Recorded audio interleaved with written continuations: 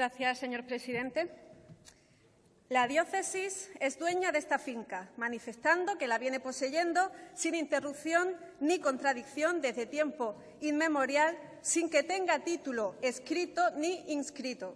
En su virtud, inscribo el pleno dominio de la finca de este número a favor de la diócesis al amparo de lo dispuesto en el artículo 206 de la Ley hipotecaria. Con documentos como este se han inscrito en el registro de la propiedad numerosos bienes de todo tipo en todo el territorio español, también en Andalucía.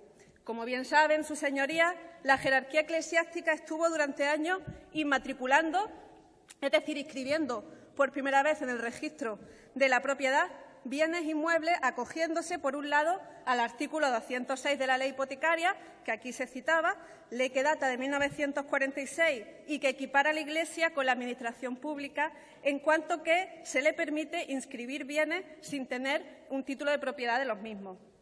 Por otro lado, acogiéndose al artículo 304 del Reglamento hipotecario, que data de 1947 y por el cual se equipara a los diocesanos con notarios, puesto que un obispo puede certificarse a sí mismo como propietario de un bien sin necesidad de más títulos ni pruebas.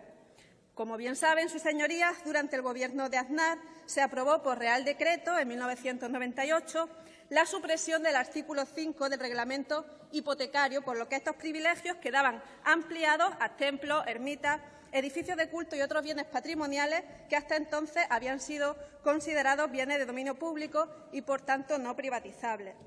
Este cambio en la ley dio pie a que decenas, centenares de bienes fueran inmatriculados sin necesidad de presentar ni títulos ni nada más, salvo el documento citado. Por ejemplo, es de sobra conocido cómo en el 2006 la Iglesia adquirió la mezquita de Córdoba por apenas 30 euros. Pero es importante señalar que no solamente estamos hablando de bienes tan destacados, sino también de numerosos terrenos, locales comerciales, incluso plazas públicas, caminos, casas, viviendas, etcétera, etcétera. Todo ello en un procedimiento sin publicidad, de manera totalmente opaca y atendiendo a leyes que, de lo escandalosas que resultaban, tuvieron que ser finalmente derogadas. Y así, efectivamente, el año pasado, el Gobierno de Mariano Rajoy no tuvo más remedio que aprobar la Ley 13/2015, por la que se modificaba la ley hipotecaria de modo que se eliminaban estos privilegios de la jerarquía eclesiástica. Sin embargo, esta modificación se aplicó sin efectos retroactivos, es decir, que a partir de ahora ya ningún obispo va a poder seguir inmatriculando bienes de los que no posea títulos de propiedad, pero nada se dice de los centenares de bienes que ya se han apropiado. En otras palabras, se ha producido una amnistía registral que beneficia a la jerarquía eclesiástica. Hasta aquí el relato de lo sucedido desde un punto de vista legal, pero ahora bien, ¿qué ha supuesto para la sociedad española y andaluza estas prácticas inmorales que hasta el año pasado se llevaron a cabo con total impunidad y opacidad? Pues bien, aquí es donde está el verdadero problema, y es que ni siquiera lo sabemos. Ni siquiera sabemos cuántos bienes se han inscrito en Andalucía al amparo del artículo 206 de la Ley hipotecaria, ni los públicos, ni los privados, ni los que tienen un especial carácter patrimonial. No existe todavía un listado público. Y esto, su señoría, en una sociedad que se dice democrática como la nuestra, donde a todos se nos llena la boca con la palabra transparencia, es algo sencillamente que no se puede permitir. Todas las administraciones públicas tienen el deber de poner su empeño en proporcionar a la ciudadanía el listado completo de los bienes inmatriculados. Y digo todas, pues la Junta de Andalucía también debería ser proactiva en este sentido.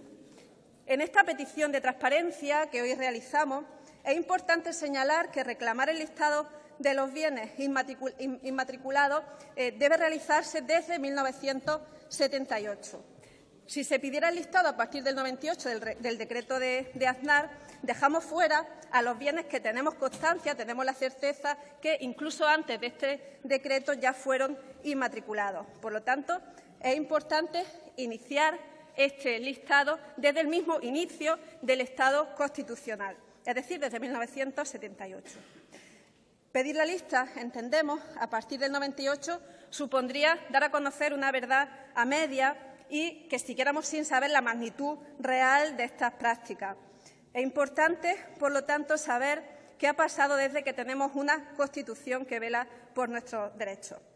Basta un ejemplo de sobra conocido también de los algunos que han trascendido para comprobar cómo efectivamente, incluso antes de AZNAR, producían inmatriculaciones. Me estoy refiriendo. El 25 de febrero de 1987, el Cabildo de Córdoba inscribe a su nombre, entre otros, la plaza de la Fuensanta junto a la iglesia del mismo nombre, al amparo del artículo 206 de la ley. Una plaza pública, 1987, este es solo un ejemplo. El primer paso consiste, por tanto, en que se dé a conocer este listado completo, pero realmente completo, de los bienes inmatriculados. Antes que nada, por un ejercicio básico de democracia, según la exigencia de transparencia que los andaluces y las andaluzas tenemos. Pero, claro, esto no es todo. No se trata solo de saciar así una curiosidad, sino de analizar los efectos negativos que estas prácticas han tenido y tienen, así como de revertirlos. Es por ello que planteamos varias cuestiones una vez que conozcamos este listado de bienes.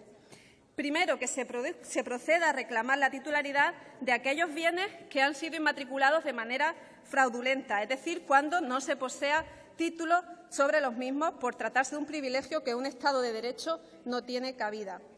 Sobre todo, que se reclame la titularidad de los bienes que se han apropiado pero que eran de dominio público y, por tanto, no susceptibles de privatizarse. Recordemos la plaza pública de la Fuensanta, que, por cierto, ante el escándalo social que causó, el Ayuntamiento tuvo que declarar su naturaleza pública.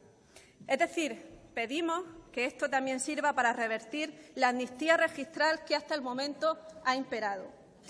Y segundo, nos parece especialmente preocupante que las inmatriculaciones hayan afectado a bienes de relevancia patrimonial, histórico-artística. Ha sucedido con numerosas iglesias y templos de ciudades y pueblos en un manifiesto abuso del derecho. Una iglesia, por el hecho de serlo, no implica que deba pertenecer sí o sí a la Iglesia, con mayúscula. Qué mejor ejemplo para ello que aquí donde estamos, este mismo salón de plenos, una iglesia que, sin embargo, pertenece a todos los andaluces y las andaluzas.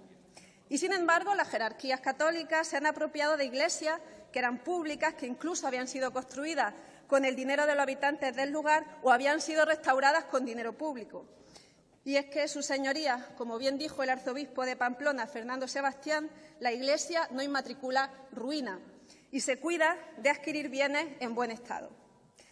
Quiero incidir en la preocupación de que las inmatriculaciones no solo hayan afectado a edificios menores de carácter histórico-artístico, sino también a bienes de primer orden, de primerísimo orden, catalogados como patrimonio andaluz e incluso amparados bajo la Ley de Patrimonio Histórico de Andalucía.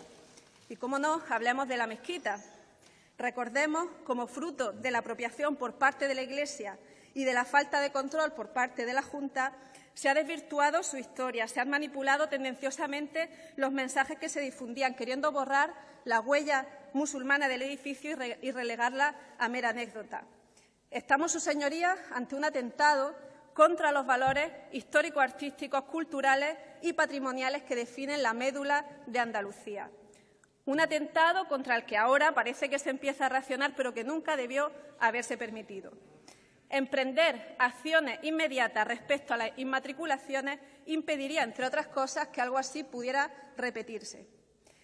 Es por ello que en esta proposición no de ley pedimos, además, que se haga un informe del impacto que las inmatriculaciones han tenido para el patrimonio histórico andaluz.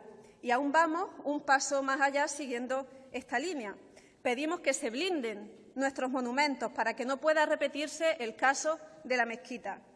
La Junta tiene la máxima competencia en la preservación y tutela de nuestro patrimonio y, por tanto, deberían establecerse, así lo pedimos en la proposición no de ley, unas directrices de obligado cumplimiento para la presentación y difusión del significado cultural e histórico de los bienes protegidos, al margen de quien ostente su propiedad y mientras se aclara la lista de bienes inmatriculados y se procede a reclamar la titularidad de los bienes oportunos, al menos que se blinde la preservación de su identidad, que es también nuestra identidad.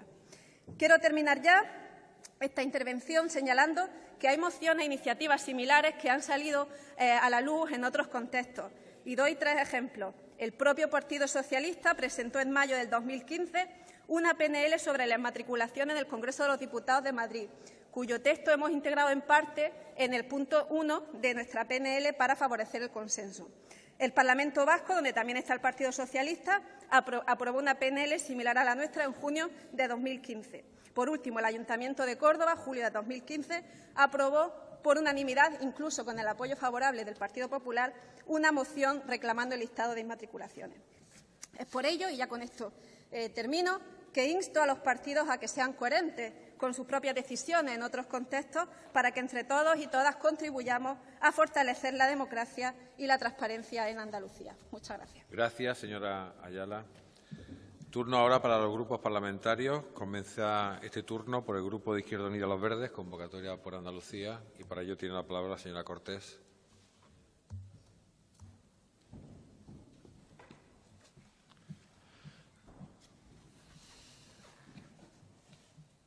Señoría, tiene la palabra.